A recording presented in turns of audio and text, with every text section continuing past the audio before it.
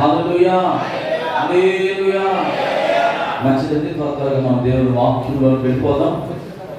కనుక ప్రతి ఒక్కరు కూడా దేవుని వాక్యం వేయడానికి సిద్ధపడవలసిందిగా ప్రభు పేరట మీకు తెలియజేస్తా ఉన్నాను. మన నిజంగా దేవుడు మనతో ఎంతగానో మాట్లాడుతున్నాడు. ఎంతమంది నమ్ముతున్నారు? ప్రభు మీతో మాట్లాడుతున్నాడు. ఆయన మాటలు మీకు ఆశీర్వాదంగా ఎంతమందికి ఉంటున్నాయి? ఎంతమంది దేవుని వాక్యం చేత ఆశీర్వదింపబడుతున్నారు? హల్లెలూయా. మరి మీకు అర్థమయ్యే రీతిలో మీకు ఎన్నిసార్లు చెప్పమన్నా నేను ఖచ్చితంగా చెప్పడానికి సిద్ధంగా ఉన్నాను. దేవుడికి స్తోత్రం కలుగును గాక. కనుక వాక్యం ఏం చేయాలంటే ప్రభు ఒక మాట చెప్పాడు, చెవి గలవాడు. దేవుడు మనకి ఇచ్చిన రెండు చెవులను దేవుని మాటల వైపు మనం పెడితే ఖచ్చితంగా దేవుడి వాక్యం మనకు అర్థం కాకుండా ఇదేమి పెద్ద గ్రాంధికమైన భాష కానీ బైబిల్ గ్రంథము 40 మంది ప్రవక్తల చేత రాయించబడ్డది. అయితే బ్రాహ్మణ్స్ దీన్ని ట్రాన్స్లేషన్ చేయడం జరిగింది. బ్రాహ్మణ్స్తో ట్రాన్స్లేషన్ చేసినప్పుడు వాళ్ళు పూజారి పని చేస్తారు కాబట్టి వాళ్ళు కొన్ని మాటలు కొన్ని అర్థాలను ఎగరగొట్టేసేసి ఏం చేస్తారంటే వాళ్ళ భాషలో వాళ్ళు వాక్యాన్ని ట్రాన్స్లేషన్ చేశారు. ముందు బైబిల్ గ్రంథం ఏ భాషలో ఉంది? ఏ భాషలో ఉందండి? ఏ భాష? తర్వాత గ్రీక్లోకి వచ్చిందా? సరే, నాకు తెలియదు, అందుకే మిమ్మల్ని అడుగుతున్నాను. హల్లెలూయా. సరే, ఏ భాషలో వచ్చిందో నాకు వచ్చేవాళ్ళని చెప్పండి, సరేనా? ఫస్ట్ పేజ్లోనే కనబడుతుంది. బైబిల్ ఫస్ట్ పేజ్లో చూస్తే ఖచ్చితంగా కనబడదు. అటువంటి ఆ భాషలో నుంచి బ్రాహ్మణ్స్ ఏం చేశారు? ట్రాన్స్లేషన్. అందుకనే కొన్ని పదాలు మీకు అర్థం కానట్టుంటాయి. అయితే మేము దేవుడిచ్చిన జ్ఞానాన్ని బట్టి వాటిని చక్కగా విశదీకరించడానికి మేము సాహిత్య సేవకులంగా ప్రయత్నం చేస్తాం, మీకు అర్థమయ్యేటట్టు చెప్తాం. కాబట్టి మీరేం చేయాలంటే రాసుకున్నారనుకోండి, అవి మీకు ఎప్పటికీ ఉపయోగపడతాయి. మీరు ఎక్కడికి వెళ్ళినప్పుడు అక్కడ మీకు ఎవరైనా మీరు ఏదైనా ప్రాంతానికి వెళ్ళినప్పుడు మీకు వాక్యం చెప్పాలని ఆశ ఉంటే ఆ మాటలు అక్కడ చెప్పడానికి మీకు ఉపయోగకరంగా ఉంటాయి అన్నమాట. దేవునికి స్తోత్రం కలుగును గాక. హల్లెలూయా. పోయిన వారు నేను పరలోకంలో ఉన్న 7 ధన్యతల గురించి చెప్పాను. ఎంతమందికి ఆశీర్వాదకరంగా ఉంది? హల్లెలూయా. ఈరోజు ఒక ప్రత్యేకమైన అంశంతో మీ ముందు నిలబడడానికి దేవుడు నాకు ఎంతో సహాయం చేశాడు. రండి, దేవుడి వాక్యాన్ని మనం ధ్యానం చేద్దాం. 2వ కొరింథీ పత్రిక 10వ అధ్యాయము 18వ వచనం. దేవుని చిత్తమైతే ఇంచుమించు 7 విషయాలు ఉంటాయి. నేను 1 నిమిషం 7 విషయాలు ఉంటాయి. ఇందులో 7 విషయాలు నేను చెప్పను కానీ వచ్చే వారి మీద చెప్తున్నాను. సమయాన్ని బట్టి నేను ముందుకు వెళ్ళాలని ఆశపడుతున్నాను. చదవండి బ్రదర్. ప్రభువు మెచ్చుకొనువాడే యోగ్యుడు కానీ తన్ను తానే మెచ్చుకొనువాడు. ఈ వాక్యంలో ఉన్న మాటే నా అంశం అన్నమాట. ఏంటది? ప్రభువు మెచ్చుకొనువాడే యోగ్యుడు. ఎవరు మెచ్చుకోవాలి మనల్ని? దేవునికి స్తోత్రం కలుగును గాక. ప్రియమైన దేవుని బిడ్డలారా, ఈ వాక్యం నుండి కొన్ని విషయాలు మీకు చెప్పాలని పరిశుద్ధాత్మ దేవుడు నన్ను ప్రేరేపించిన దాన్ని బట్టి ఈరోజు మేము ముందు నిలబడ్డాను. యేసుక్రీస్తు తప్ప ఈ లోకంలో యోగ్యుడు ఒక్కడు కూడా లేడు. ఉన్నారా? ఎవ్వరు కూడా ఆయన తప్ప ఈ లోకంలో ఏ ఒక్కరు కూడా యోగ్యమైన వ్యక్తి కానే కాదని సంగతి మనము జ్ఞాపకం పెట్టుకోవాలి. అయితే మనుషులందరినీ కూడా దేవుడు ఏం చేస్తున్నాడంటే ఆయన ఆది సంభూతుడు, అలాగే అత్యున్నతమైన దేవుడు, మహామహిమ కలిగిన దేవుడు. ఎన్నో పేర్లు ఉన్నాయి ఆయనకి, కొన్ని కోట్ల నామములు కలిగిన దేవుడు అంట.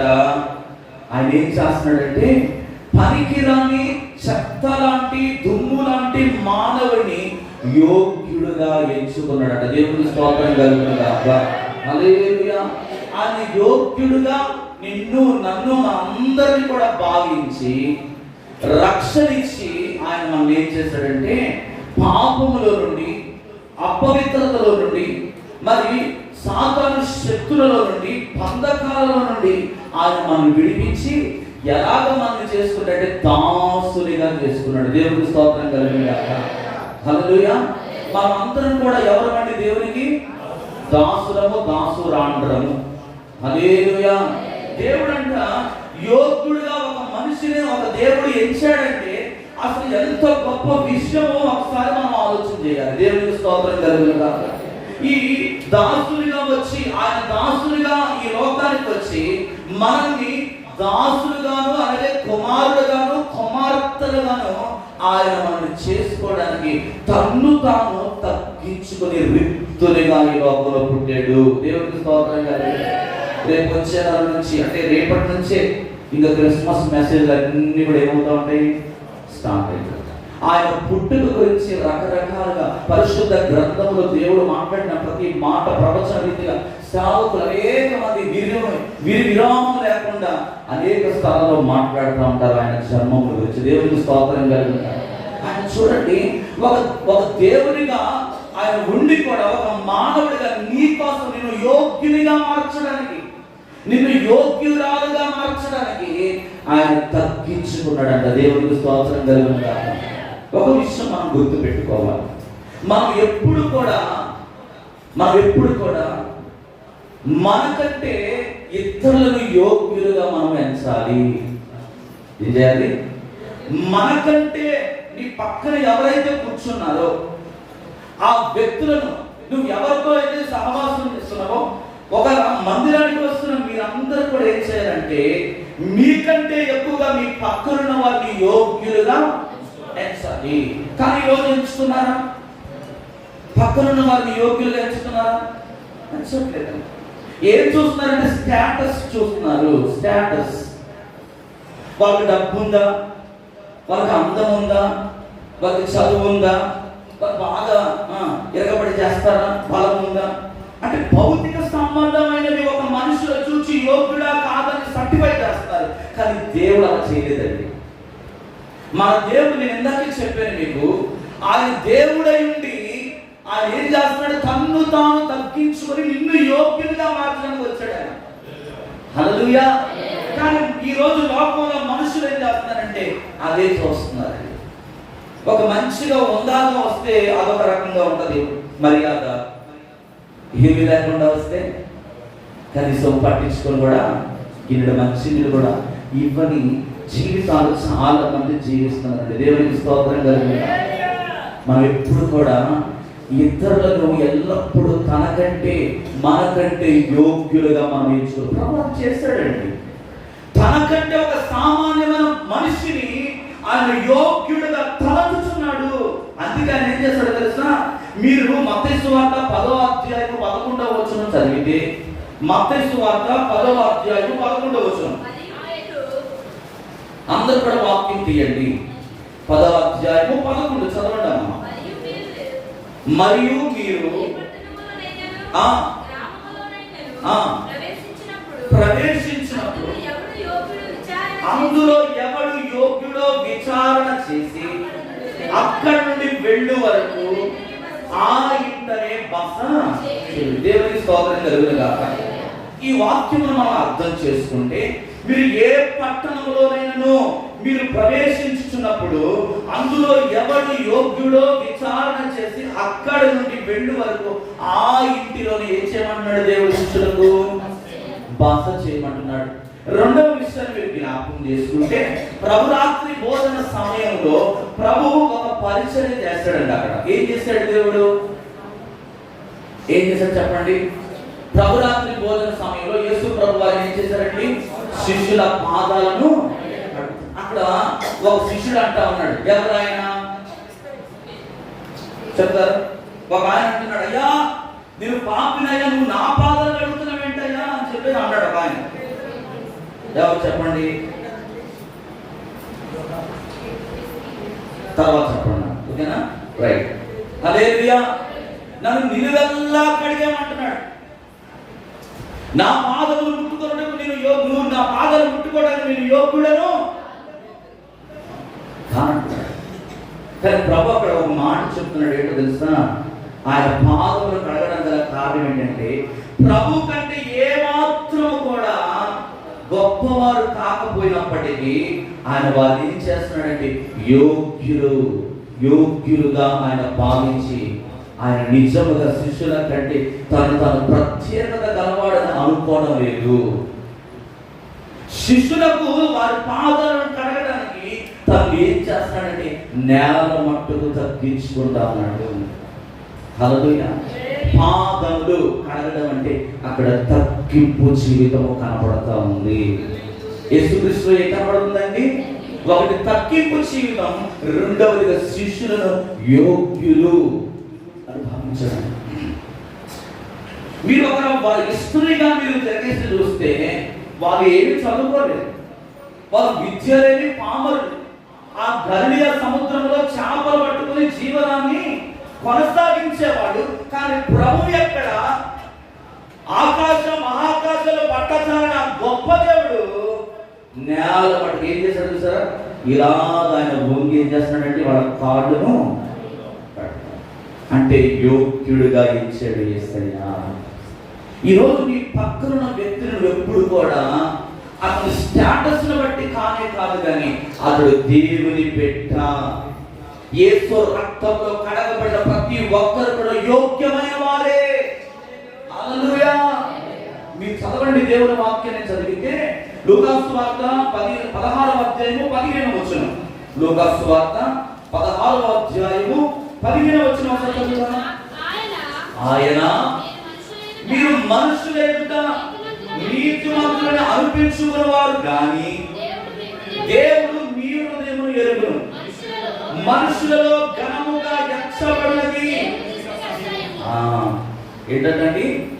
మనుషుల దృష్టిలో ఏదైతే నువ్వు ఘనముగా ఎంచుతూ నువ్వు ముందుకు వెళ్తావు, అది దేవుని దృష్టికి ఎంత మాత్రం కూడా ఇష్టమో కాదు. మనం ఎప్పుడు కూడా ఆయన దృష్టికి మనం కనపడాలి. యోహాను సువార్త 12:43 అంటాడు, వారు దేవుని మెప్పు కంటే మనుషుల మెప్పును ఎక్కువగా ఆపేక్షించిరి అని ఉంది అక్కడ. ఏమంటాడండి? ఈరోజు లోకంలో జీవిస్తున్న ప్రతి మనిషి ఏం చేస్తున్నాడు తెలుసా? మనుషుల మెప్పు కావాలి. మనుషులను పొగడకపోతే, మెప్పించకపోతే వాళ్ళకి సహాయము చేయరేమో, తొక్కేస్తారేమో, పైకి రాకుండా చేస్తారేమో అని చెప్పి ఈ రోజు చాలా మంది ఏం చేస్తున్నారంటే లోకంలో పొగుడుతూ ఉంటారు. వాళ్ళు ఏమన్నారంటే లోకంలో పట్టరాజు మేళం అంటారు. ఈ అంతసేపు కూడా పొగడమే, ఎంత పొగిడితే అంత మంచి జరిగింది. కానీ ప్రభు చెప్తున్నాడు ఇక్కడ, వారు దేవుని మెప్పు కంటే మనుషుల మెప్పును ఎక్కువగా ఆపేక్షిస్తున్నారు. కానీ యేసు ప్రభు అలా చేయలేదండి. యేసయ్య యొక్క మాదిరి మీరు గమనిస్తే ఆయన శిష్యులను యోగ్యులుగా భావిస్తారు. ఇతరుల కంటే మనమే యోగ్యులమని మనం ఎప్పుడు కూడా అనుకోకూడదండి. ఇతరులు మనకంటే యోగ్యులని మనం ఎప్పుడైతే అనుకుంటామో క్రీస్తు మనసును కలిగి ఉన్నవారు మన అర్థం అన్నమాట. హల్లెలూయా. క్రీస్తు మనసు మీలో ఉంటే నువ్వు ఎప్పుడు కూడా కనబడవు. నాకు ఘనత రాకపోయినా పర్వాలేదు, కానీ నా దేవుడు మాత్రం మహిమపరచబడాలి. అందులో చెప్పలేదు, నాకు ఘనత రాకపోయినా పర్వాలేదు, నాకు పేరు రాకపోయినా పర్వాలేదు, నాకు ఖ్యాతి రాకపోయినా పర్వాలేదు, నా దేవుడు మాత్రం ఘనపరచబడాలి అనుకున్న వారికి దేవుడు ఏం చేస్తాడు? ఘనపరుస్తాడు. మనం పరిగెత్తాల్సిన అవసరం లేదండి. మనం అధికారం కొరకు ప్రాకులాడాల్సిన అవసరం లేదు. నువ్వు ఆయన ఘనపరచు, ఆయన నిజాయితీగా ఆయన ఆరాధన చేయి, ఆయన స్తుతించు. ఆయనకి ఏ పని చెప్పాడో అందులో నువ్వు దేవుణ్ణి చూస్తూ ముందుకు వెళ్ళిపో. ఒక రోజు వస్తుంది నిన్ను ఎవరు చూడలేదని నువ్వు అనుకుంటున్నావు, ఎవరు పట్టించలేకపోవడం లేదని నువ్వు బాధపడుతున్నావు. ప్రభు కొరకు నువ్వు చేస్తే ప్రభు అందరికంటే నిన్ను ఎక్కడ పెడతాడంటే ముందు వరుసలో పెట్టేస్తాడు. దేవునికి స్తోత్రం గారు.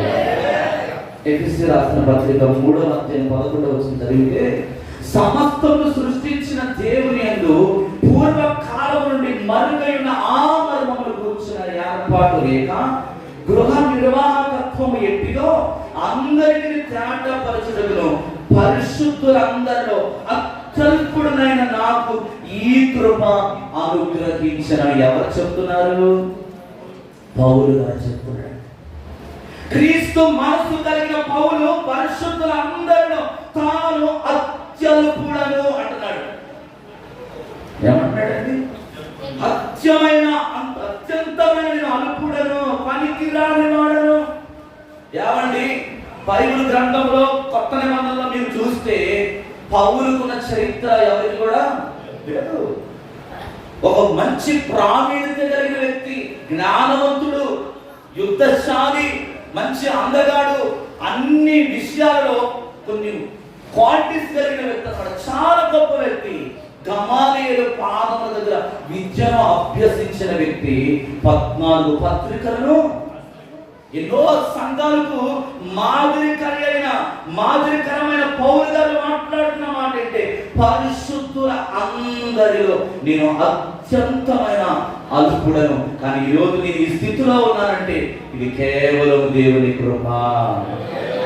మనం ఎప్పుడైనా అనుకుంటామా? అనుకోవాలి. ఈ మనసు మనందరికీ రావాలండి. హల్లెలూయా. నేను అత్యల్పుడను, నువ్వు పాట పాడుతున్నావంటే నువ్వు అనుకోవాలి, నాకు దేవుడిచ్చిన కృప.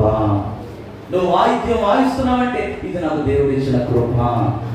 ప్రభు కొరకు పరిచయం చేస్తూ మందిరాన్ని తుడుస్తూ ఏదైనా మందిర పరిచయంలో నీ చెయ్యి హస్తం పడుతుందంటే నువ్వు అనుకోవాలి, నాకు దేవుడిచ్చిన కృప. ఇలా మనం ఎప్పుడైతే దేవుని బట్టి మనం అభిషేకిస్తామో దేవుడు మనల్ని మెచ్చుకుంటాడండి. దేవుడికి స్తోత్రం. అందుకే ప్రభు మెచ్చుకుని వాడే, ప్రభు మెచ్చుకోవాలి. మన మనసులో క్రీస్తు అంటే మనసుతో మనం మమేకమైనప్పుడు, అంటే నీ హృదయము దేవుని హృదయంతో కలిసిపోవాలి. హల్లెలూయా. దేవుని హృదయంతో ఎప్పుడైతే మనం కలమో మనకేమొస్తాయి అంటే విభేదాలు వస్తాయి. అక్కడ సమాధానం ఉండదు. అక్కడ హెచ్చు తక్కువలు అనేవి ఉంటాయి. నేనే చేయాలా, వాళ్ళే చేయాలా, ఇవన్నీ ఎందుకు వస్తున్నాయి అంటే ఈరోజు సంఘాలలో హెచ్చింపుకుంటూ ఉన్నారు, హెచ్చించుకుంటా ఉన్నారు. ఆ హెచ్చించుకోవడం వల్లనే ఈనాటి సంఘాలలో సమాధానం అనేది కరువైపోయి చాలా మందిలో ఏమొస్తుందంటే విభేదాలు వస్తుంది. నేను వాక్యం చెప్తున్నాడు, ప్రభు మీతో మాట్లాడుతున్న మాట ఏంటంటే, క్రీస్తు మనస్సును మనము కూడా కలిగి ఉండాలి. మన మనసు క్రీస్తు మనసుతో ఎప్పుడైతే పరిశుద్ధాత్మ శక్తితో మనం ఎప్పుడైతే అంటుకట్టబడతామో ఆ పరిశుద్ధాత్మ దేవుడు మనం ఏం చేస్తాడంటే సర్వసత్యంలో నడిపిస్తాడు. మనం హెచ్చించుకోకుండా పరిశుద్ధాత్మ దేవుడు ఎప్పటికప్పుడు దేవుని వాక్యం చేత మనల్ని ఏం చేస్తాడంటే సరి చేస్తాడు. దేవునికి స్తోత్రం కలుగుగా. ఆయన సరి చేస్తున్నప్పుడు మనం ఒబే అవ్వాలండి. ఆయన మనల్ని గద్దిస్తున్నప్పుడు, ఆయన మనల్ని హెచ్చరిస్తున్నప్పుడు ఆయన మాటకు మనము విలువివ్వాలి. ఎప్పుడైతే మనం ఆయన మాటకు విలువిస్తామో మన దేవుడు ఏం చేస్తాడంటే ఉన్నతమైన స్థితిలో పెడతాడు. మీకు ఒక చిన్న ఉదాహరణ చెప్పాలని ఆశపడుతున్నాను. ఏంటంటే, బెన్నీ జాషువా అనే వ్యక్తి ఎవరో తెలుసా? అందరూ తెలుసు. మనం పాటలు పాడతాం. నీ పిలుపు వారిని అనే పాట మన సుఖశిస్తూ చూడక పాడుతుంది అన్నమాట కదా. ఆ పాటలు రాసిన వ్యక్తి బెన్నీ జాషువా. ఆయనకి ఇంచుమించు ఒక 10 సంవత్సరాల వయసులో ఒక భయంకరమైన విషజ్వరం అనేది వచ్చేసింది.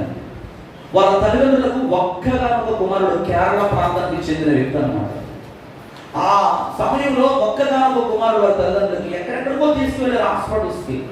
కానీ వైద్యులందరూ కూడా ఏం చెప్పారంటే, మీ కుమారుడు బ్రతకడు, మీరు ఆలస్యం చేశారు, చేయలాంటిపోయిన పరిస్థితి, ఇక మా చేతుల్లో ఏమీ కూడా లేదు, మీరు తీసుకెళ్ళిపోండి అని చెప్పారు. అంటే ఆ తల్లిదండ్రులు వ్యాధులతో దుఃఖంతో వారి హృదయం నింపబడి ఉన్నప్పుడు ఒక సేవకుడు ఆ బెడ్ దగ్గరకు వచ్చి మోకాడేసి ఆ సహోదరుని మీద చేపెట్టి ప్రార్థన చేశాడు. ఎప్పుడైతే ఆ ప్రార్థనలో ఆ తల్లిదండ్రులు కూడా ఏకీభవించి వారి కుమారుడు ప్రార్థన చేస్తున్నప్పుడు ఆ సేవకుడు ప్రార్థన చేస్తామని ఇంచుమించు ఒక అరగంట సేపు ప్రార్థన చేశాడు. ఆ ప్రార్థన చేస్తున్నప్పుడు పరిశుద్ధాత్మ దేవుడు సేవకుని నోటి నుండి ఒక అద్భుతకరమైన మాట విడుదల చేస్తామని ఏంటంటే, ఈ కుమారుడు దేవుని సేవకులకు మీరు సమర్పిస్తే మీ కుమారుడు ఖచ్చితంగా బ్రతుకుతాడు. ఆ తల్లిదండ్రులు అనుకుంటున్నారు, ఒక్కదానొక కుమారుడు కదా, వాడు ఏ ఇంజనీరో ఏ పెద్ద మరి చదువులు చదివించి ఫారెన్ కి పంపించాలి, ఒక ఉన్నతమైన స్థితిలో నా కుమారుడు పెట్టాలి అని ఆ తల్లిదండ్రులు అనుకుంటూ ఉంటున్నారండి.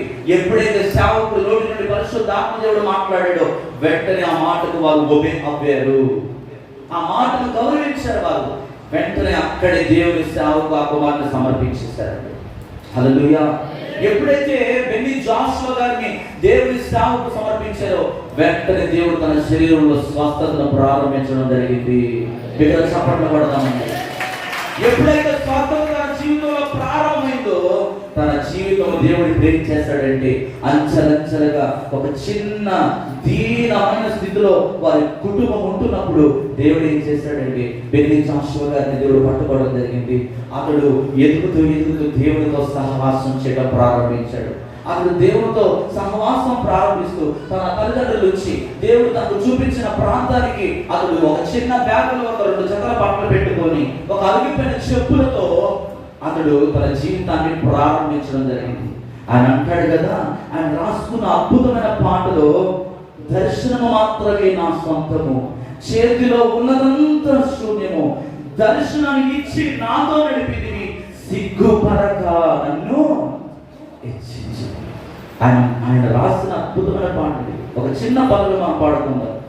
నీవు ఉన్నవాడవు, మేలు చేయువాడవు, కడవరకు చేయి విడువక నడిపించువాడవు, నీవు ఉన్నవాడవు, మేలు చేయువాడవు, కడవరకు చేయి విడువక నడిపించువాడవు. హల్లెలూయా. ఏమండి? దర్శనం అయితే నాకుంది కానీ ఏం లేదు అంటున్నాడండి. ఏం లేదు, చేతిలో ఉన్నదంతా శూన్యం. ఆయన అంట దర్శనం ఇచ్చాడు, దర్శనం ఇవ్వడమే కాదు కానీ సిగ్గుపరచక ఆయన అతను ఏం చేశాడు తెలుసా? ఒక చిన్న రూమ్ తీసుకున్నాడు. అద్దెకు రూమ్ తీసుకుని ఒక చిన్న సాప తన ఆ రూమ్ లో వేసుకొని మోకాడేసి దేవుని వైపు చేతులెత్తి ప్రార్థన చేయడం ప్రారంభించాడు. 20 రూపాయలు మాత్రమే తన చేతిలో ఉంది. ఒకరోజు ఆ రోడ్డు మీదకి వస్తుంటే ఒక కిరాణా షాప్ కనబడ్డది. ఆ కిరాణా షాప్ ఆ దుకాణం దగ్గరికి వెళ్ళి కొంతమంది ఒక బ్యాగ్ నిండా బియ్యం తీసుకుని వెళ్తా ఉంటుంటే ఈయన కూడా అనుకుంటున్నాడు, నాకు కూడా ఎక్కువగా నా ఆకలికి సరిపడే ఆహారము ఆ బియ్యము ఈ వ్యక్తికి ఇస్తాడేమో అనుకుని చెప్పి వీళ్ళు అడుగుతున్నాడు. అడిగితే ఆ దుకాణ యజమానుడు నీ దగ్గర ఎంత ఎన్ని డబ్బులు ఉన్నాయి అంటే చూపులోంచి ఒక నలిగిపోయిన 20 రూపాయల నోటు తీసి ఆ కొట్టు షాప్ ఆయనకి ఇస్తే ఆ దోసుడి బియ్యం మాత్రమే సంచిలో వేస్తాడండి. ఎంత? ఒక దోసుడు బియ్యం మాత్రమే సంచిలో వేస్తే ఆయన కళ్ళలో నీళ్లు తిరిగిపోయి ఆ దోసుడి బియ్యం పట్టుకొని ఇంటికి వెళ్ళిపోయాడు. రూమ్ లోకి వెళ్ళిపోయి ఆ దోసుడి బియ్యమే వండుకొని తన ఆకలిని చేశాడు. ఒకరోజు ఒక సముద్ర ఒడ్డు దగ్గర నిలబడిపోయి రక్త హస్తాలతో ఆకాశం వైపు చూడడం ప్రారంభించాడు. ఇదిగో ఆలోచించింది నేను నడిచిన మార్గంలో గురించి, ధ్యానించింది నీ దయను, తిరిగి చూచింది నీ మొదలైన కాలమును గురించి, నీ ప్రేమను కనపరిచావు నా జీవితంలో. దేవునికి స్తోత్రం. ఒక శూన్యంలో తన జీవితాన్ని ప్రారంభించాడు. తన గదిలో తన మేడ మీదకి వెళ్ళిపోయి ఒక రోజు అనుకుంటున్నాడు, ఇదిగో ఆ ఆకాశంలో ఎగురుతున్న ఆ ఏరోప్లేన్ నేను ఎక్కక మానతానా, ఏదో ఒక రోజు నా ప్రభు ఏరోప్లేన్ నన్ను తీసుకెళ్తాడు అని ఆ ఏరోప్లేన్ వైపు చూస్తా ఉన్నాడండి. సముద్రం వైపు చూస్తా ఉన్నాడు, ఆ అలల తరంగాలను చూస్తా ఉన్నాడు. తన జీవితము శూన్యంలో కనబడతా ఉంది. దర్శనం అయితే ఉంది కానీ చేతిలో చిల్లి కావలేదు. ఆ దర్శనంతోనే ప్రారంభించాడు పరిచర్య. ఈరోజు ప్రపంచ దేశాలకి మీరు యూట్యూబ్ లో కొట్టి అని సాక్ష్యమేనండి, ఒక్కరు కూడా కన్నీరు కారకుండా ఉండనే ఉండాలండి. దేవునికి స్తోత్రం కలుగునుగా. ఎందుకు తెలుసా? ప్రభు ఆయన మెచ్చుకున్నాడు. హల్లెలూయా. నా ప్రభు బెన్నీ జాషువా గారిని మెచ్చుకున్నాడు. ప్రియమైన దేవుని బిడ్డ, సేవ అంటే డబ్బుని ప్రారంభించేది కాదు. డబ్బుతో సేవను ప్రారంభిస్తే ఆ సేవ ఆశీర్వాదకరంగా ఉండదు, దీవెనకరంగా ఉండదు. నీ కుటుంబానికి కానీ నీ సంఘానికి కానీ అది దీవెనకరంగా ఉండదు. కానీ నువ్వు శూన్యంలో స్థాపిస్తావు. చూసావా? ఏమీ లేకుండా నువ్వు దేవుణ్ణి వెంబడించు, నా ప్రభు ఖచ్చితంగా నీకు అన్ని ప్రొవైడ్ చేస్తాడు. ఈరోజు అందమైన భార్యను దేవుడు ఆయనకి ఇచ్చాడు.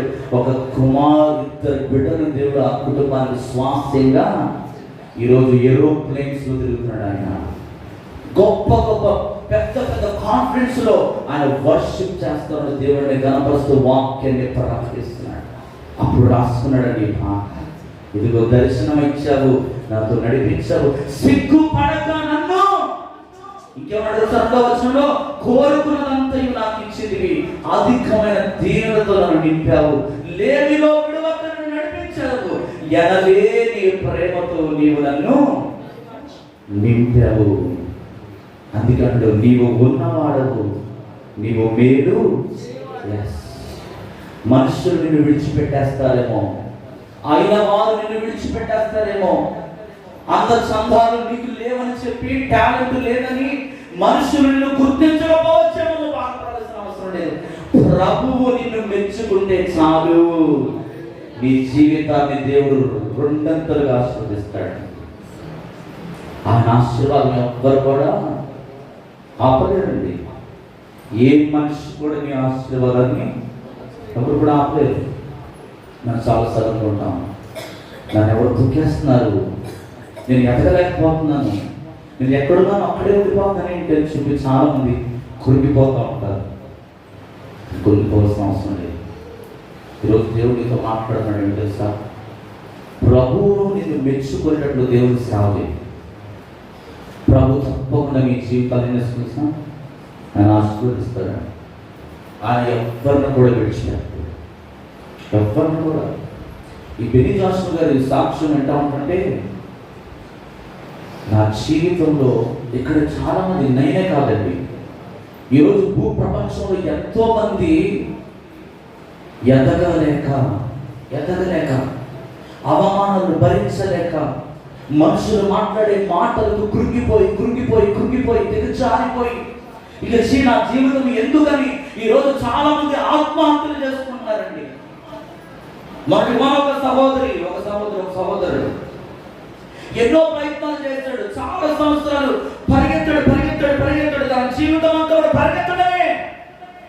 కానీ ఎంత దూరం పరిగెత్తినా కూడా ఏమీ జరగట్లేదు మన జీవితంలో.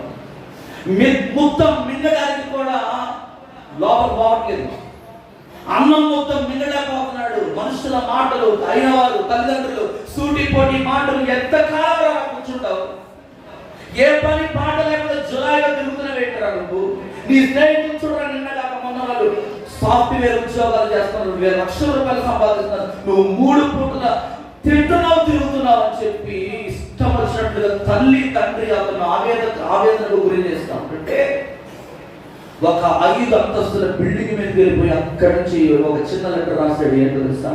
అమ్మా, నాన్న, నన్ను క్షమించండి, ఈ ప్రపంచం నన్ను గుర్తించలేని స్థితిలో ఉంది, నాలో ఏమీ లోపం లేదు, నేను ప్రయత్నం చేస్తున్నాను కానీ నా వల్ల కావడం లేదు, నేను జయించలేకపోతున్నాను, ఈ అవమానం నేను తట్టుకోలేకపోతున్నాను, ఈ నిందలు నేను భరించలేకపోతున్నాను, క్షమించండి, మీరు నన్ను కన్నారు, పెంచారు, నాకు అన్ని ఇచ్చారు, నేను మీకు ఏమి చేయలేకపోయి ఉన్నాను, ఐఎమ్ సారీ అని చెప్పి ఒక లెటర్ రాసుకొని 5 అంతస్తుల బిల్డింగ్ నుంచి దూకి చచ్చిపోయాడు.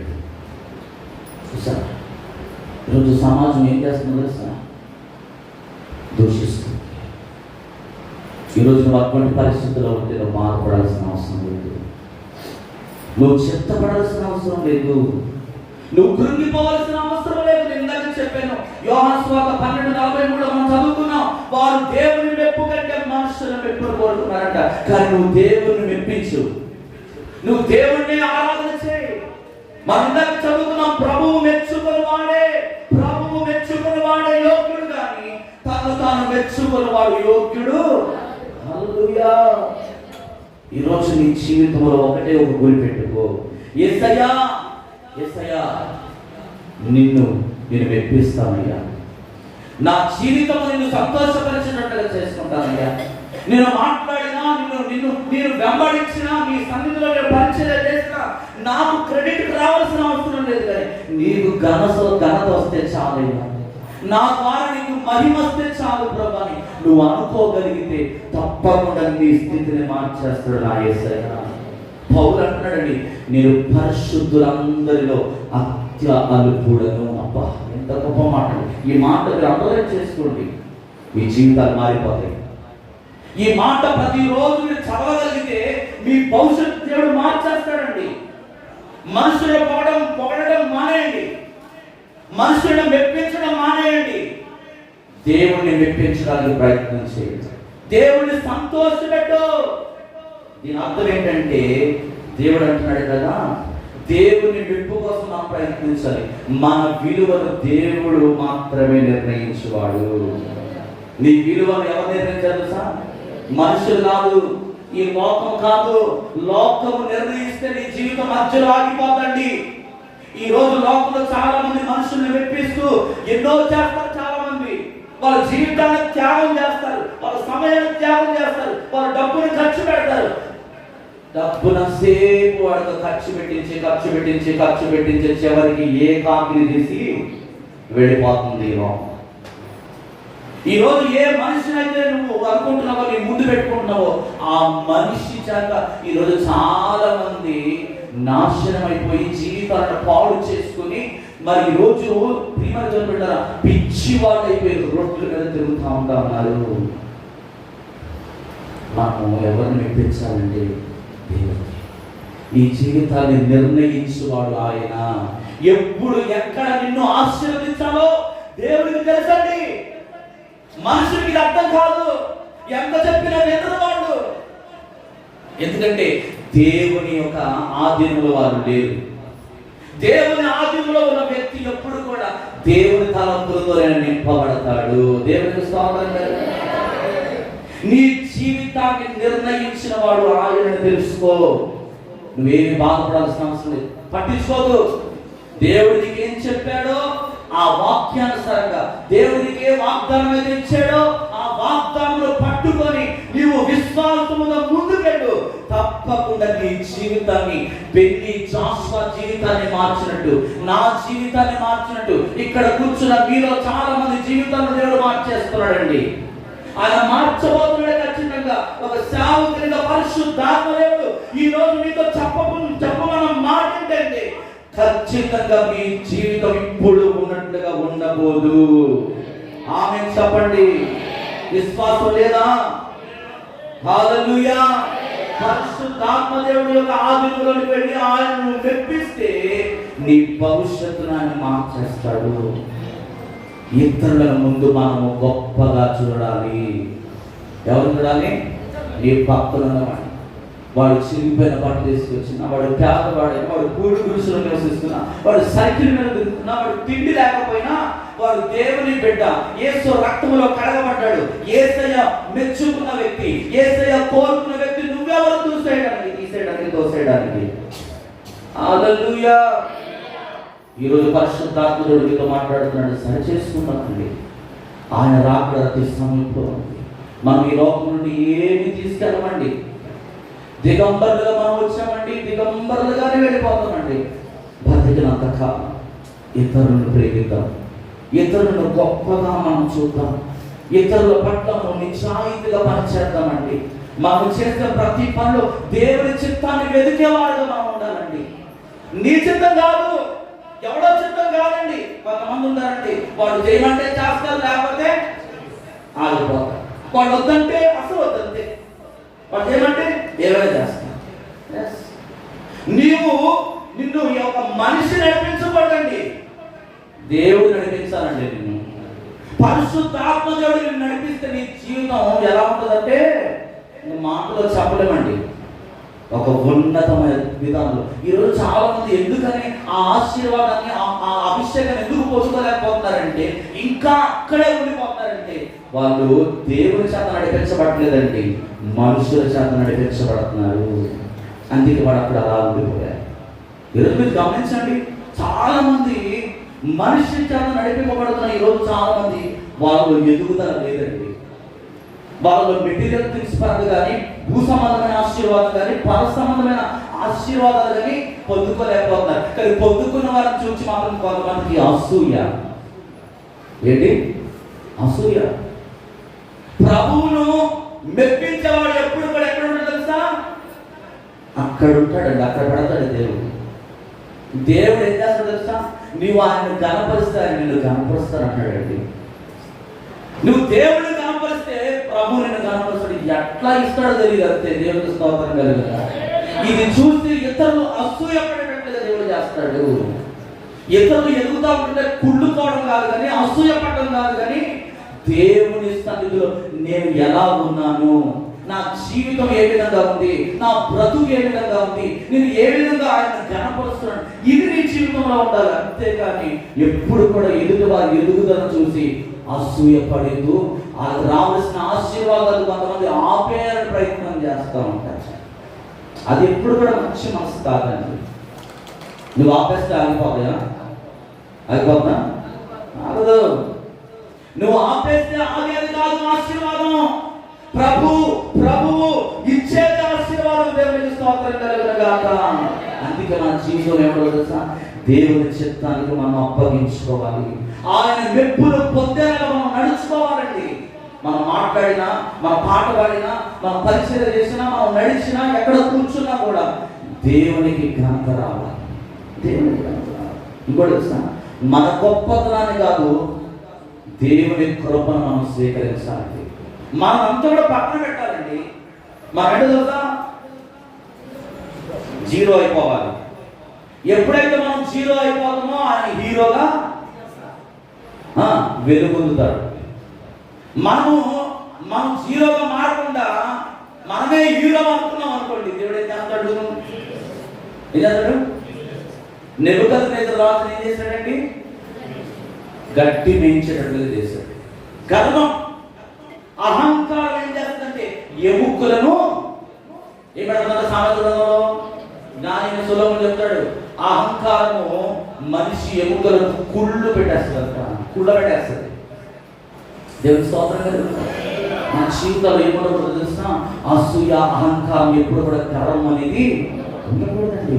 మన గొప్పతనం కాదు, దేవుని కృపను మనం ఎప్పటికప్పుడు జ్ఞాపకం చేసుకోవాలి. ఇతరుల చేత మెప్పింపబడటం కంటే ప్రభువును మనం మెప్పించాలి. చాలా మంది ఇతరుల మెప్పులు కోరుకుంటా ఉంటారంటే, ఎప్పుడు చూసినా ఇతరులు మెప్పించాలి, పొగడాలి, బాగా పొగడాలి అనుకుంటా ఉంటారు. కాదు. మనం ఎప్పుడు కూడా దేవుని పొగిడే వారిగా ఉండాలి. దేవుని మనం ఎప్పుడైతే పొగుడుతామో ఆయన నిన్ను ఎక్కడ పెడతాడంటే నువ్వు ఊహించలేవు. దేవునికి స్తోత్రం కలిగిన హల్లెలూయా. కొంతమందికి ఏంటంటే ముఖస్తుతి చేయాలండి. బాగా ముఖస్తుతి చేయాలి. చప్పట్లు కొట్టాలి. వస్తున్నప్పుడు చప్పట్లు, పోతున్నప్పుడు చప్పట్లు. అదే చప్పట్లు ఎప్పుడు కొట్టాలో మనం తెలియదండి. దేనికి కొట్టాలో తెలియదు చప్పట్లు. ఇదంతా ఏంటంటే స్వయ ప్రశంసలు పొందుకోవడం. స్వయంగా పొందుతాను, ప్రశంసింపబడాలి, ప్రశంసించబడాలి, పొగడబడాలి, ఘనత రావాలి, మంచి పేరు పొందుకోవాలి. ఇదే ఎప్పుడు మనిషి యొక్క ఆలోచన అంటారు. కానీ ఈరోజు క్రైస్తవుడుగా మనకు అంత ఉండకూడదండి. మన దేవుడు మనల్ని ఆమోదించి ఆయన మనల్ని ప్రత్యేకపరచున్నాడు. దేవుడు ఆమోదించాడండి మనల్ని. ఇతడు దేవుని కుమారుడిని దేవుడు మనకు కోరుకున్నాడు. రెండవదిగా చెప్తాను, వినయ మనస్సు గలవాడంట యోగ్యుడంట. ఫిలిప్పీ పత్రిక 2వ అధ్యాయం 3వ వచనం చదివితే, ఫిలిప్పీ పత్రిక 2వ అధ్యాయం 3వ వచనం, కక్ష చేతనైనను వృథాతిశయము చేతనైనను ఏమీ చేయక వినయమైన మనస్సు గలవారై ఒకరినొకడు తనకంటే యోగ్యుడని ఎంచుకొనొచ్చు. దేవునికి స్తోత్రం కలుగును గాక. ఇది వినయానికి సాదృశ్యంగా కనబడుతుందండి. ఏమంటారు? ఇతరులు తమ కంటే గొప్ప వారిగా మనం ఏం చేయాలి? పరిగణింపబడాలి. ప్రభువు నొక్కించి చెప్తా ఉన్నాడు, వినయమైన మనసు అనేది గర్వం లేదా అహంకారం లేకుండా వినయంగా నమ్రతతో ఉండడానికి సూచిస్తాం. ఏముండాలి? నమ్రత అంటే తగ్గింపు జీవితం. వినయం దేనికి సాదృశ్యంగా ఉందంటే తగ్గింపు. కక్ష చేతనైనను వృథాతిశయము చేతనైనను ఏమీ చేయక వినయమైన మనస్సు. వినయమైన మనస్సుతో దిగాలి. వినయమైన మనస్సుతో దిగాలి. కక్షతో ఎప్పుడు కూడా దేవుడు పని చేయకూడదండి. సనుగుడు దేవునికి ఇష్టం లేనిది. దేవునికి ఇచ్చేటప్పుడు కానీ, పరిచయం చేసేటప్పుడు కానీ, ఏది చేసినా నీవు వినయ మనస్సుతో దేవుడిని ఆరాధించేవాడుగానే ఉండాలి. దేవునికి స్తోత్రం కలిగి ఉండాలి. నీ విలువను గుర్తించడం, దాన్ని గౌరవించడం అనేది ఎవరి చేతిలో ఉందంటే దేవుని చేతిలో ఉంది. దేవునికి స్తోత్రం. స్వలాభం కోసం ఎప్పుడు కూడా చేయకూడదండి. స్వభావిమానం కోసం కానీ, ఏదో చేయాలి కాబట్టి చేయడం కాదు. కానీ వినయంగా మనం ఎప్పుడైతే దేవుని పని చేస్తామో, ఇతరులను మనం ఎప్పుడైతే గొప్పగా ఎంచుతామో, మీ స్వార్థం కోసం మాత్రమే చూసుకొనక ఇతరుల అవసరాలను మనం ఏం చేయాలి? ఫిలిప్పీ మనం చదివితే 2వ అధ్యాయం 3వ వచనం మనం చదువుకున్నాం. కక్ష చేతనైనను వృధాతిశయంతో చేతనైన ఏమీ చేయక ఏముండాలంటే వినయ మనసు. గలతీ 5:26 అంటాడు, ఒకరినొకరు వివాదమునకు రేపకయు, ఒకరినందు ఒకరు అసూయ పడకయు, వృధాతిశయ పడకయు ఏముండాలండి? వివాదములు రేపేవాడికి మనం ఎప్పుడు ఉండకూడదంట. రెండవదిగా అసూయ పడకయు, వృధాతిశయ పడకయు మనం ఉండాలంటాడు. కొరింథీ 15:9 అంటాడు, ఏలయనగా నేను అపోస్తలుల అందరిలో తక్కువ వాడను, దేవుని సంఘమును హింసించినందున అపోస్తలుడు అనబడుటకు యోగ్యుడును కానంటున్నాడు పౌలు గారు. హల్లెలూయా. ఏమంటాడండి? నేను అపోస్తలులను అని పిలిపించుకోవడానికి నాకు ఏమాత్రం కూడా యోగ్యత, దేవుని సంఘమును హింసించిన వాడను నేను అపోస్తలులను పిలవబడడానికి నేను యోగ్యుడును కానంటున్నాడు ఆయన. ఎంత తగ్గింపండి! పౌలు గారి జీవితంలో ఎంత వినయం కనబడుతుందో చూడండి ఒకసారి.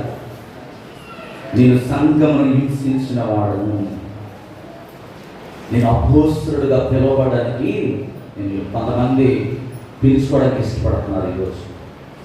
హల్లెలూయా. దేవుని అభిషేకం ఉండదు, ఏముండదు, ప్రార్థన జీవితం ఉండదు, వాక్య ధ్యానం ఉండదు, ఏముండదు. కానీ ప్రార్థనాడుతూ ఉంటారు.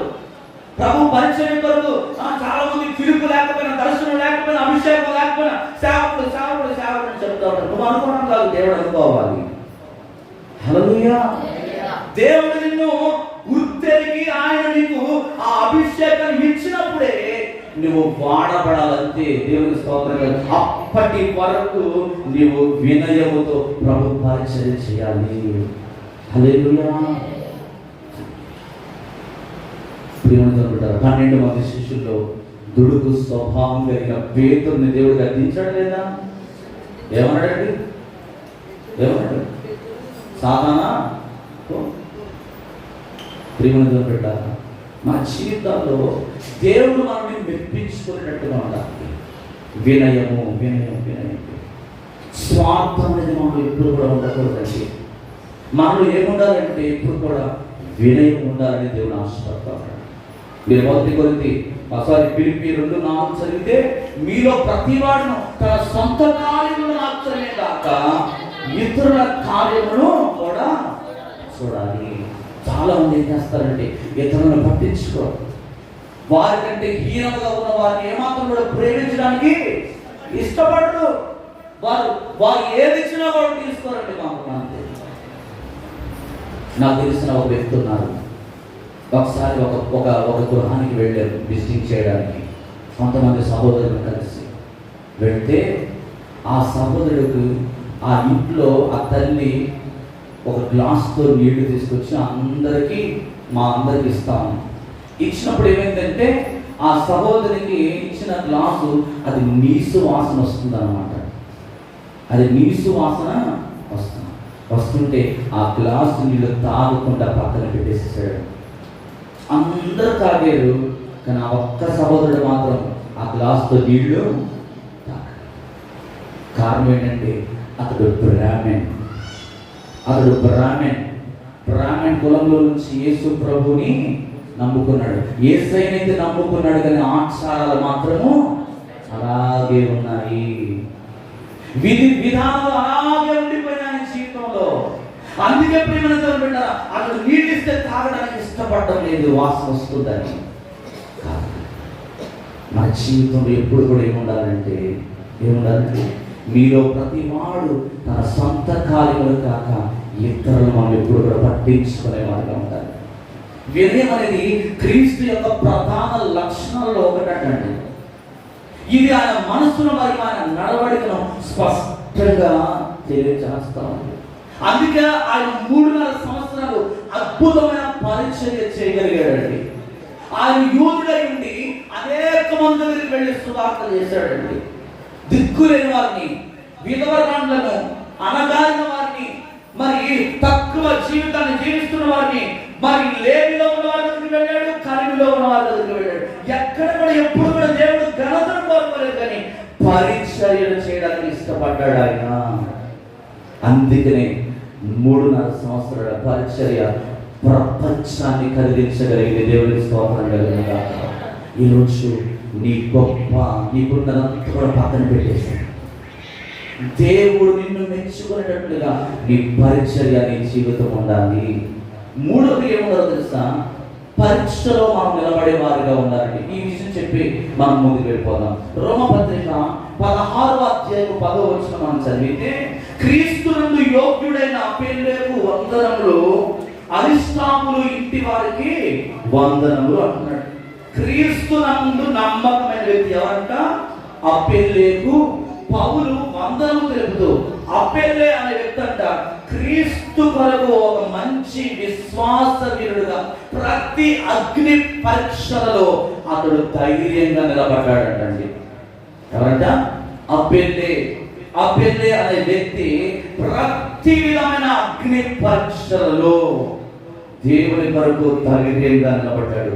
అతని గురించి పౌలు గారు ఏం చెప్తాడంటే సాక్ష్యం చెప్తా ఉన్నాడు. క్రీస్తునందు యోగ్యుడైన అనే మాట వాడుతున్నాడు ఇక్కడ పౌలు గారు. ఒక అద్భుతమైన పరిచయం చేస్తున్న పౌలు గారు అపెల్లే అనే ఒక వ్యక్తికి ఏం చేస్తున్నాడంటే ఒక మంచి మాట చెప్తున్నాడు, నువ్వు యోగ్యుడవయ్యా. ప్రతి విధమైన అగ్ని పరీక్షలో నువ్వు దేవునికి విశ్వాసం ఉంచిన వ్యక్తి. ఇది క్రీస్తు విశ్వాసకి, క్రీస్తులు కలిగిన విశ్వాసకి ఉండాల్సిన గొప్ప లక్షణం అండి. హల్లెలూయా. మనకేమన్నా తెలుసా? ప్రతి విధమైన అగ్ని పరీక్షలు తట్టుకుని శక్తి మనకు ఉండాలి. దేవుడు పరీక్షిస్తాడండి. కొన్నిసార్లు ఏమి లేకుండా చేసేస్తాడు నీ జీవితంలో. ఎందుకో తెలుసా? ఆ పరీక్షలో నువ్వు నిలబడతావో లేదో అని చెప్పి, ఆ విశ్వాసం అని నీలో ఉంటుందో లేదని చెప్పి దేవుడు కొన్నిసార్లు పరీక్షించడానికి దేవుడు ఏం చేస్తాడంటే నేను చాలా కఠినమైన పరిస్థితులను తీసుకెళ్ళిపోతాడు. నువ్వేం బాధపడకూడదు, నువ్వు కృంగిపోకూడదు. అప్పుడే నువ్వు నిజాయితీ కలిగి నిజమైన విశ్వాసము దేవుళ్ళు నువ్వు చూపించగలగాలి. దేవునికి స్తోత్రం కలుగుతుందా? యేసయ్య సేవ అంత అద్భుతంగా జరగడానికి కారణం ఏంటంటే ఆయన ప్రతి శోధనలో తండ్రి అయిన దేవుడికి లోపడతా ఉన్నాడండి. ఆయన చెప్పాడు కదా ఆ యొక్క ఎక్కడండి, ఎక్కడ చెప్పండి, ప్రభు ఎక్కడ ప్రార్థన చేశాడండి? నా చిత్తం కాదు నీ చిత్తం ఎక్కడ చేశాడు ప్రార్థన? ఎక్కడ? ఆయన అరణ్యములోకి వెళ్ళి ఏం చేస్తున్నాడు? ఎక్కడ ప్రార్థన చేశాడు చెప్తారు? యేసు ప్రభు గెత్సేమనే తోటలో ఏం చేస్తున్నాడండి? తండ్రి నీ చిత్తము కాదు, నా చిత్తము కాదు, నీ చిత్తమే సిద్ధించునుగా అని ప్రార్థన చేస్తున్నాడు. నాది కాదు ప్రభా, నీ చిత్తమే జరగాలి అని దేవుని సన్నిధిలో ఏం చేస్తాడంటే ప్రభువుకి తను అప్పగించుకున్నాడు తప్ప ఎక్కడ కూడా తన ప్రాణం పోతదేమో అని ఎక్కడ ఆలోచించలేదు. ఈరోజు మనం కూడా ప్రతి అగ్ని పరీక్షలో అపెల్లే అనే వ్యక్తి ఏ విధంగా అయితే నిలబడ్డాడో మనము కూడా నిలబడాలి. అపెల్లే అనే పదానికి అర్థం ఏంటంటే నమ్మకమైన వ్యక్తి, పరీక్ష కొరకు నిలిచిన మంచి పేరున వ్యక్తిని అర్థం అంట. దేవుని స్తోత్రం కలుగునుగాక. క్రీస్తు యందు యోగ్యుడిగా అతడు ఎంచబడి విశ్వాస పాత్రుడిగా దేవుడు అతన్ని ఎంచే ఆ విషయంలో అతను కనబడతా ఉన్నాడు. దేవుని స్తోత్రం కలుగునుగాక. బహుశా ఈ పరీక్షలు అనేకమైన కష్టాల ద్వారా, శ్రమల ద్వారా అపెల్లే ఎలాగైతే అగ్ని పరీక్షలో నిలబడ్డాడో ఈ రోజు ఇక్కడ కూర్చున్న మీలో చాలా మందికి ఇటువంటి పరీక్షలు మీరు వెళుతున్నారేమో, ఇటువంటి శ్రమల కూడా మీరు వెళుతున్నారేమో. అయితే మీరు ఏమీ బాధపడాల్సిన అవసరం లేదు. విశ్వాసము ఉంచగలిగితే, విశ్వాసము కలిగి క్రీస్తునందు యోగ్యుడిగా ఆయన ప్రశంసను పొందే వ్యక్తులుగా నీ సొంత కార్యముల కొరకు కాక ఇతరుల కార్యములను పట్టించుకునే వ్యక్తులుగా, సొంత పనుల కొరకు కాకుండా క్రీస్తు కొరకు ఎప్పుడైతే నిలబడగలుగుతావో తప్పకుండా నీ జీవితంలో కార్యం చేస్తున్నాడు. 4వ విషయం చెప్పి నేను ప్రార్థనలో పెడదాం. 4వ విషయం ఏంటంటే వాక్యము గలవారు యోగ్యులంట. లూకా సువార్త 7వ అధ్యాయం 15వ వచనం అంటాడు, మంచి నేల నుండి వారెవరనగా యోగ్యమైన మంచి మనసుతో వాక్యం విని దాన్ని అవలంబించి ఏమండి? ఫలించాలి. ఏ ఓపికతో ఫలించాలంట. మనం వాక్యము వినడమే కాదు, యోగ్యులు ఎవరనగా మంచి నేల మీద పడిన విత్తనము. అలాంటి వారు వాక్యం విని దాన్ని అంగీకరించి ఓపికతో దాన్ని అనుసరించిన వారే మంచి ఫలితాలను పొందుకుంటారు. హల్లెలూయా. వాక్యం వినేసేసి ఏదో చెప్పాడు పాస్టర్ గారు, ఏదో అరిసాడు గట్టిగా కాసేపు కేకలేసాడు అని చెప్పేసి నువ్వు శుభ్రంగా నిద్రపోతూ అలాగా టైం పాస్ చేస్తాను వచ్చావనుకో, ఏ మాత్రం కూడా నీ జీవితంలో ఎదుగుదలా ఉండదు. ప్రభు చెప్తున్నాడు, మంచి నేలను విత్తనము పోలిన వారు ఎవరనగా యోగ్యమైన మంచి మనసులో వాక్యాన్ని నువ్వేం చేయాలి? వినాలి. దాన్ని నువ్వేం చేయాలి? అంగీకరించి అవలంబించాలి ఓపికతో.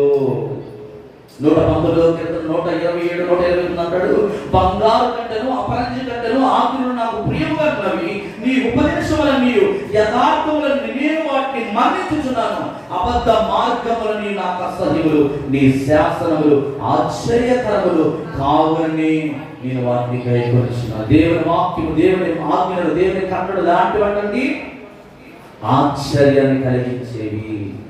నీ జీవితంలో ఆశ్చర్యరీతిగా ఆశ్చర్యకరంగా నీ బ్రతుకును, నీ జీవితాన్ని మార్చగలిగిన ఏకైక మార్గం ఏదైనా ఉన్నదంటే అది యేసు ద్వారా మాత్రమే. హల్లెలూయా. యేసు ప్రభు మాత్రమే నీ జీవితాన్ని మార్చగలడు. ఎప్పుడంటే ఓపికతో దేవుని వాక్యాన్ని అంగీకరించినప్పుడు. కొంతమందికి దేవుని వాక్యం వినడానికి ఇష్టం ఉండదు, ఓపిక ఉండదు అసలు. ఈరోజు అన్నిటికీ సమయం ఉంటుంది కానీ దేవుడి వాక్యానికి సమయం ఉండలేదండి. ప్రియమైన దేవుడు ఎక్కడ కూడా వాక్యం తీసి పక్కన పెట్టడం ఇప్పుడు కూడా చెప్పలేదండి. అన్నిటికీ ప్రప్రథమైంది వాక్యము, ప్రార్థన, ఆరాధన. దేవుని స్తోత్రం. ఈ మూడు కూడా సమపాళముగా మనం ఏం చేయాలి? అనుసరించాలి. హల్లెలూయా. ఎప్పుడైతే నువ్వు దేవుని వాక్యం విని అవలంబిస్తావో, ప్రభు అంటున్నాడు, మంచి నేల అంటే దేవుని వాక్యమును గ్రహించి దాన్ని అంగీకరించి ఓపికతో అనుసరించినప్పుడు మంచి ఫలితాలు పొందుతావు. నువ్వు ఎప్పుడు కూడా ఎదురు చూడాల్సిన అవసరం లేదు. దేని కోసం? దేవుడు ఏం చేస్తాడంటే నడిపించేస్తాడు. హల్లెలూయా. నువ్వు ఎప్పుడు కూడా ఎదురు చూడక్కర్లేదు. దేనికోసం? ప్రభు ఏం చేస్తాడంటే నిన్ను దీవించడమే కాదు, నీ సరిహద్దులను కూడా దేవుడు ఏం చేస్తాడు? దీవెనకరంగా మార్చేస్తాడు. నీ పరిచయను దీవెనకరంగా మార్చేస్తాడు. నీ జీవితాన్ని దీవెనకరంగా మార్చేస్తాడు. నీ చేతి పనులను దీవెనకరంగా దేవుడు మార్చేస్తాడు. హల్లెలూయా. ఈరోజు చాలా మంది వ్యాపారాలు చేస్తున్నారు, చాలా మంది ఏవేమో చేస్తున్నారు. ఎందుకని ఫలితాలు చూడలేకపోతున్నారంటే కారణము వాళ్ళలో వాక్యం వింటున్నారు కానీ దాన్ని అవలంబించట్లేదు, దాన్ని అనుసరించట్లేదు. 119 కీర్తన 11 అంటాడు, నీ ఎదుట నేను పాపము చేయకున్నట్టు నా హృదయంలో నీ వాక్యమును ఉంచుకొని ఉన్నాను అంటున్నాడు. ఏంటంటే పాపము నుండి తప్పించేది ఏంటంటే దేవుని వాక్యము. హల్లెలూయా. పాపములో నుండి తప్పించగలిగే ఆలోచన నీ మనసులోకి రానివ్వకుండా చేసేది ఏంటంటే దేవుని వాక్యం. ఈ వాక్యాన్ని ఓపికతో వినాలి. సేవకుడు చెబుతున్న దేవుని మాటలు, పరిశుద్ధాత్మ దేవుడు పలికిస్తున్న మాటలు వినటానికి ఓపిక ఉండాలి. లోక సంబంధమైన మాటలు చాలా మంది గంటలు వింటారండి, చాలా సమయం వెచ్చిస్తారండి, కానీ దేవుని వాక్యం వినటానికి ఓపిక ఉండదు. కానీ ఇదే నీ జీవితాన్ని మారుస్తుంది. నీ జీవితాన్ని మార్చేది, నీ బ్రతుకును మార్చేది, నీ జీవితంలో సంతోషము, సమృద్ధి, ఆనందము, ఆశీర్వాదం ఇచ్చేది ఏంటంటే దేవుని మాటలు. కనుక ఈరోజు వ్యక్తులను సంతోషపెట్టడం పక్కన పెట్టండి, మనుషులను పొగడడం పక్కన పెట్టేసేయండి, మనుషులను గణపరచడం పక్కన పెట్టండి, దేవుణ్ణి గణపరచడం ప్రారంభించండి. ఈరోజు నేను మీరు 4 విషయాలు చెప్పాను. 1, ప్రభువు మెచ్చుకుని వాడే యోగ్యుడుగా అవుతాడు. 2వదిగా వీణయ మనస్సు గలవాడే యోగ్యుడుగా మార్చబడతాడు. 3వదిగా పరీక్షల్లో నిలబడిన వాడు యోగ్యుడు, వాక్యము గలవారు యోగ్యుడు. ఈ 4 అనుభవాలు మనలో ఉన్నాయో లేదో. పౌలు ఎలాగైతే తను దక్కించుకున్నాడు, పరిశుద్ధులందరిలో నేను అత్యల్పుడను, నేను అపోస్తలుడిగా పిలవడకు నేను యోగ్యుడు కానని చెప్పాడు. మనం కూడా ఈ రోజు నుంచి తగ్గించుకుందాం. ఎక్కడ కూడా గర్వాన్ని రానికుండా చూసుకుందాం. ఎక్కడ కూడా అహంకారమైన మనసులో రానికుండా మనం చూసుకుందాం. దేవుడే కనపరచబడాలి. దేవుడు తప్పకుండా నీ జీవితాన్ని ఆశీర్వాదకరంగా మార్చబోతున్నాడు కనుక ఆయనకు మన సమయం అందరూ కూడా మోకరిద్దామండి. రండి, అందరూ కూడా మోకరించి ఒక్క నిమిషం ప్రభు ఈ రోజు మీతో 4 విషయాలతో మాట్లాడాడు. ప్రభు మెచ్చుకునే వారుగా మనం ఉందాము. ప్రభు మనం మెచ్చుకునేటట్లుగా మన జీవితాన్ని మార్చుకుందాము. ప్రభు మనం మెచ్చుకునే సేవ చేద్దాము. ప్రభు కొరకు మనం అన్నింటిని కూడా త్యాగం చేద్దాము. ప్రభు మెచ్చుకునేటట్టుగా మన జీవితాన్ని దేవునికి అప్పగించుకుందాం. రండి, మీరందరూ కూడా నోరు తెరిచి ప్రార్థన చేయాలి. ఎవరు కూడా మౌనంగా ఉండొద్దు. ఒకే ఒక్క 5 నిమిషాలు, ఒక్క 5 నిమిషాలు మాత్రమే దేవుడు మీతో మాట్లాడింది శ్రేష్టకరమైన మాటలు. ఇవి చాలా గొప్ప మాటలు, ఇవి చాలా శ్రేష్టకరమైన మాటలు. ఎన్ని కోట్ల రూపాయలు కొనుక్కొని దొరకని మాటలు ఇవి. అటువంటి మాటలు ప్రభు నిన్ను ప్రేమించి నీతో మాట్లాడుతూ ఉన్నాడు. ఆయన నిన్ను ఎంతగానో ప్రేమిస్తున్నాడు. నువ్వంటే చాలా ఇష్టం ఆయనకి. ఆయన ఎంతో ప్రేమిస్తున్నాడు. ఈరోజు నీకు ఎవరు కావాలి? యేసయ్య కావాలా? మనుషుని ప్రేమగా, మనుషుల గొప్పతనం, మనుషుని మెప్పు నీకు కావాలా? మనుషులు మెప్పించాలని కోరుకుంటున్నావా? వద్దు వద్దు వద్దు వద్దు వద్దు. దాన్ని విడిచిపెట్టే వద్దు మనకి. యేసయ్యని పట్టుకో. యేసయ్య పట్టుకుంటే ఆయన నిన్ను విడిచిపెట్టడు. యేసయ్య నువ్వు పట్టుకుంటే యేసయ్య నిన్ను పట్టుకోవాలని ఆశపడతా ఉన్నాడు. నువ్వే ఆయన పట్టుకోలేకపోతున్నావు. నువ్వు ఆయన సరిగ్గా పట్టుకోవట్లేదు. ఇంకా ఆయన నువ్వు పట్టుకోగలిగితే ఆయన నీ చెయ్యి విడిచిపెట్టడు. ఆయన నీ చెయ్యి విడిచిపెట్టే దేవుడు కాదు. మనుషులు విడిచిపెడతారు, బంధువులు విడిచిపెడతారు, అయిన వారు విడిచిపెడతారు, లోకం విడిచిపెట్టచ్చు. కానీ యేసయ్య విడిచిపెట్టే దేవుడు కాదు. యేసయ్య విడిచిపెట్టే దేవుడు కాదు. తమ్ముడు, చెల్లి, అక్క, అన్న, ఈరోజు ప్రార్థన చేసుకో. ప్రభు నీకు అవకాశం ఇచ్చాడు. ప్రభు మెచ్చుకునే వాడే యోగ్యుడు. ఈ 4 విషయాలు అందరి జీవితాల్లో దేవుడు కార్యములను నడిపేసినట్టు ఈ రోజు నుంచి అయినా మనం పక్కన పెట్టేసుకుంటాం. మనం పక్కన పెట్టేద్దాం. మన ఫ్లష్, మన శరీర భావోద్రేకాలను పక్కన పెడదాం. దేవుని చిత్తాన్ని నెరవేర్చడానికి కోరుకుందాం. దేవుని చిత్తం నెరవేర్చడానికి ఇష్టపడదాం. మన మధ్యలో ఆత్మీయ తండ్రి నాన్నగారు ఉన్నట్టు ఉన్నారు. వారు ప్రార్థన నడిపిస్తున్నాడుగా ఈ చెప్పబడిన వాక్యం మన అందరి జీవితాలు దేవుడు కార్యం చేయట్లేదు. నాన్నగారు ప్రార్థన చేస్తారు. అందరం కూడా ఏకీభవిద్దాం. హల్లెలూయా, హల్లెలూయా, హల్లెలూయా. స్తుతి స్తోత్రం తండ్రి. పరిశుద్ధుడా వందనాలయ్యా. నిన్న నేడు ఏకైక దేవుడా వందనాలు ప్రభువా. సర్వసృష్టికర్త సర్వాధికారి నీకు వందనాలు ప్రభువా. నాయన ఎవరికి లేని మాకు ఇస్తున్నావయ్యా. వందనాలు ప్రభువా.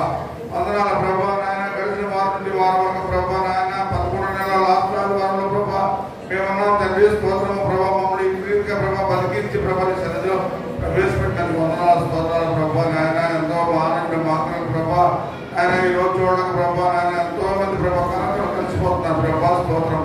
మమ్మల్ని ప్రభా నీ సన్నిధిలో ప్రభా సంతోషించి ఆనందించి మనసు పాకించిన వందనాలు సజీవులుగా ఉంచినందుకు వందనాలు స్తోత్రాలు ప్రభా. పాడే పాటలో మీరు ఉన్నారు తండ్రి. వందనాలు ప్రభా నాయన స్తోత్రం.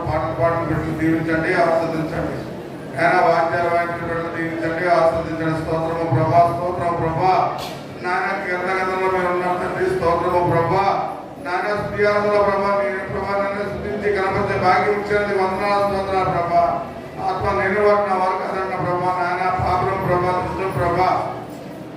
నీ ఆత్మ మమ్మల్ని కుమ్మరించయ్యా ప్రభా. ప్రతి ఒక్క మనసుకి నీ ప్రభా నీ ఆత్మ పంపించండి.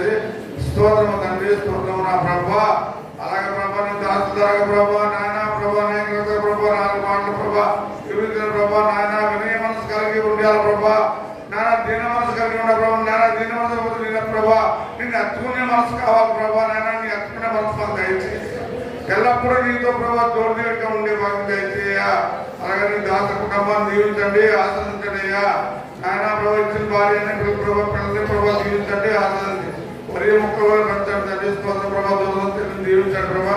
ఇంకా చేసే సేవ ప్రభా నానాడికి అభివృద్ధి చేయండి తండ్రి. స్తోత్రము. అలాగే ప్రభా నాయన ఎంతమంది తెలుసు ఎక్కడ వచ్చి ఉన్నారు ప్రభా. ఏ అవసరాలు వచ్చారో మీకు తెలుసు ప్రభా. నాయన రోగం ఉంటే ప్రభా నాయన ఎంతమంది రోగాలతో ఉన్నారు ప్రభా. నాయన స్వస్థపరిచే ఇవ్వాలన్న ప్రభా. స్తోత్రము ప్రభా. నాయన ప్రతి ఒక్క రోగాన్ని ముట్టండి, స్వస్థపరచండి ప్రభా. స్తోత్రము ప్రభా. వచ్చిన బిడ్డలందరినీ పేరు దీవించి ఆశ్రయించాడు ప్రభా. అలాగే ప్రభా చదవదలసిన ప్రభా దావీదు ఉన్నాడు ప్రభా. దావీదు ముట్టండి కడువాపస్తులు మీరే ప్రభా. నాయన ప్రభా ఉన్నాడు తండ్రి. తల్లిని తండ్రిని మీరు పెట్టి స్తోత్రము ప్రభా. నాయన లక్ష్మి మనోడు ప్రభా నాయన దీవించండి, ఆశ్రయించి పెట్టండి, పుట్టండి ప్రభా. స్వస్థపరచండి తండ్రి. వందనాలు. ఇంకా ఎంతమంది ప్రభా హాస్పిటల్లో ఉన్నారు ప్రభా అందరినీ ముట్టండి